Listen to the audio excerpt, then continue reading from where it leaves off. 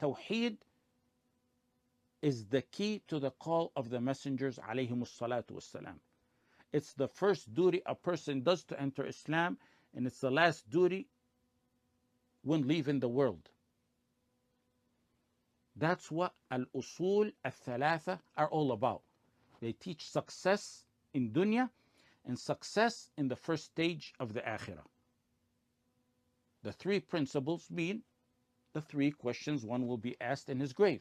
If you master that and you pass that first stage successfully, then what's after that will only be better.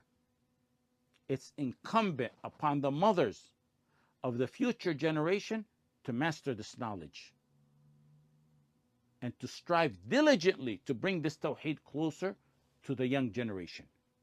And it's more essential in times like today, when adults and children alike face temptations of doubts and temptations of desires. And the preachers of evil have increased, and their methods and approaches have varied to misguide this ummah. More than 10 years ago, when I was active on social media, the son of the Allama, the Imam, Shejh Nasr al-Fahd, Fakkallahu bil-Izzi Asra, may Allah subhanahu wa ta'ala free the father and the son, he sent me a quote by his mother, who is a student of knowledge. May Allah subhanahu wa ta'ala grant her patience. She said, and I translated it back then, she said, you must teach your children al-usul al-thalatha and get them to memorize it at a young age and teach them its meaning, because the new generation may face a danger when it comes to their tawheed. Mothers need to study this tawheed for themselves. Ya ayyuhalladhina amanu qu anfusakum. And they need to instill it in the hearts, in the young hearts Allah subhanahu wa ta'ala entrusted them with. Wa ahlikum nara. The love of this tawheed and adherence to it must be embedded in the hearts from an early age. That was the method of the Messenger sallallahu alaihi wasallam and the prophets.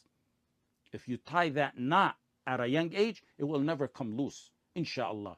Ibrahim tells his sons, وَوَصَّى بِهَا إِبْرَاهِيمُ بَنِيهِ وَيَعْقُوبُ يَا بَنِيَّ إِنَّ اللَّهَ اصْطَفَى لَكُمُ الدِّينَ فَلَا تَمُوتُنَّ إِلَّا وَأَنْتُمْ مُسْلِمُونَ.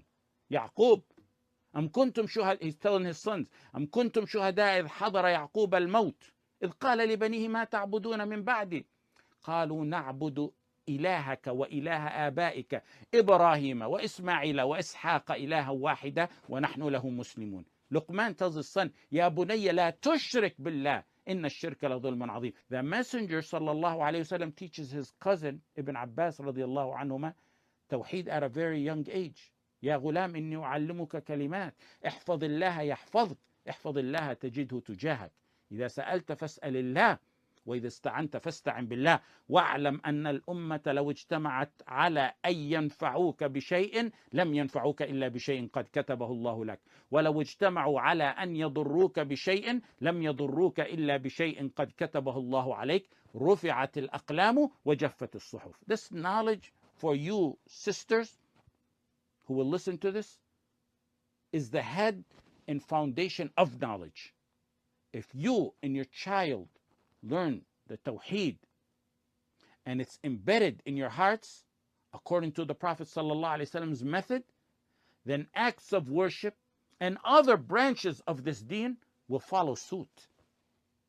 This knowledge builds a strong immune system against all types of doubts and desires. Raising our children on the correct, clear belief of tawheed is great means for protecting them from temptations and deviations in their future lives. Reality bears witness to that. You will not see a disobedient child, bi'idhnillah, who's raised on tawheed. And if it happens that they do veer off track, they will come back, bi'idhnillah. And if it happens, you teach them tawheed and they become misguided. May Allah subhanahu wa ta'ala protect you and your children from that. Then you're free from blame when you're questioned by Allah subhanahu wa ta'ala, because you did all you could do. So teaching your children tawheed is a win-win situation.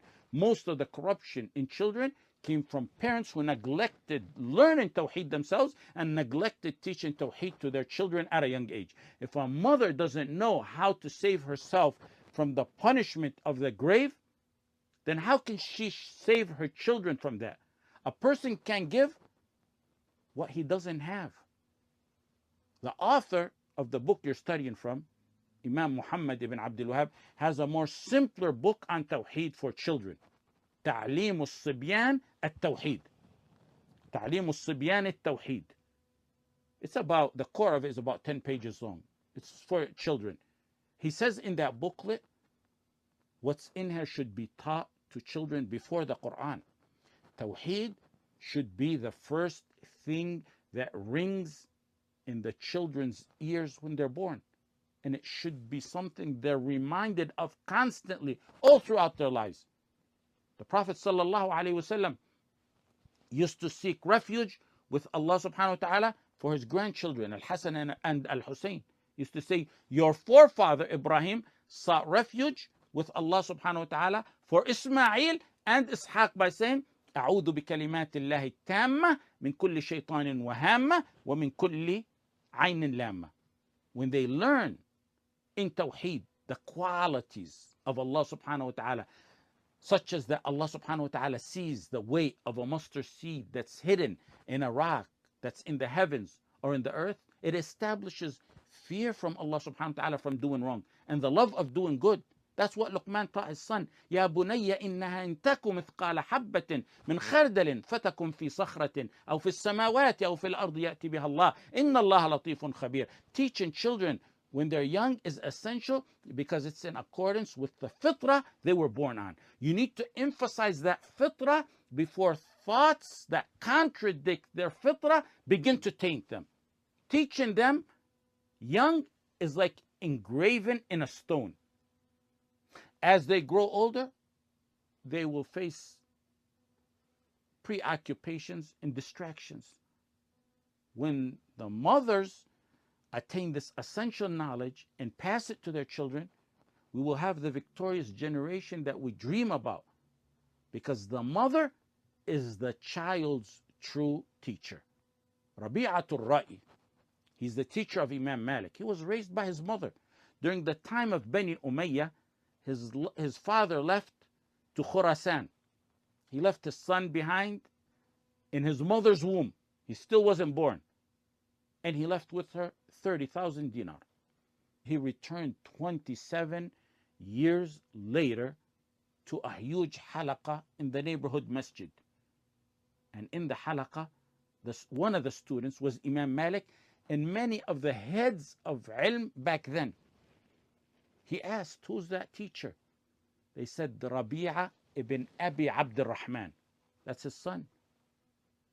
He walked to his wife and he said, I saw your son at a status I've never seen anyone of the people of knowledge today. She said, would you rather have the 30,000 dirham you left me with or see what you saw of your son? He said, I'd rather see my son in that status. She said, I spent that 30,000 on him to become the alim. He said it was not a loss. The mother of the faqih, the Amir al-Mu'mineen in hadith, Sufyan al-Thawri, his mother used to yarn and pay for him to become a alim. And she used to advise him on acquiring knowledge and on applying it. She would tell him, when you write 10 letters, make sure you apply it. Raising your children on this tawheed is among the best investment for your akhirah. The mother will lie in her grave while her hasanat continue on. Not just her son or daughter or her grandkids, her descendants until Yawm al-Din. She will get their hasanat until Yawm al-Din if she establishes them on this tawheed and they carry on. It was the mother of Al-Imam al-Bukhari who took him as a teenager to Mecca for Hajj, and she left him there for him to come back as Al-Imam al-Bukhari. 3 of the 4 imams were raised by their mothers.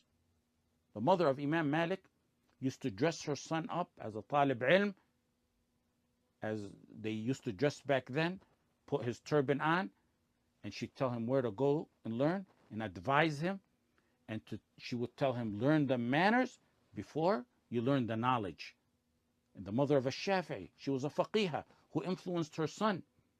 She took him from Gaza, may Allah subhanahu wa ta'ala grant victory to the Muslimin in Gaza, and she headed with him to Mecca so he can attain knowledge. And the mother of Imam Ahmed, same way. She devoted her life to raising her child. Her husband, Muhammad ibn Hanbal, died when he was around 30. She was a bit younger than that. She defied the tradition back then of getting married immediately when a woman is widowed in order to devote her life to raising her son. Mothers need to look into the eyes of their children and say, she will be another Aisha. She will be another Khadija of our time, inshallah. She looks into the eyes of her son and say, he's going to be a mujaddid, inshallah, an imam, a mujahid, a conqueror. Raising the children on Tawheed is not a choice. It's an obligation. And it's something parents will be questioned about. Just as a mother is responsible for nourishing the body with milk and food, she's responsible with nourishing the soul with the teaching of Tawheed. When a mother's affection and tenderness is combined with teaching Tawheed and an entire Islamic education as well, the fruits will be the victory we all long to see.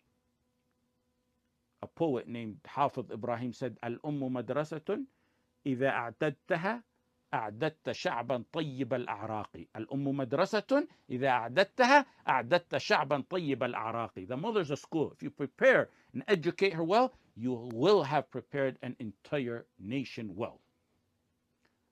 I think that's sufficient.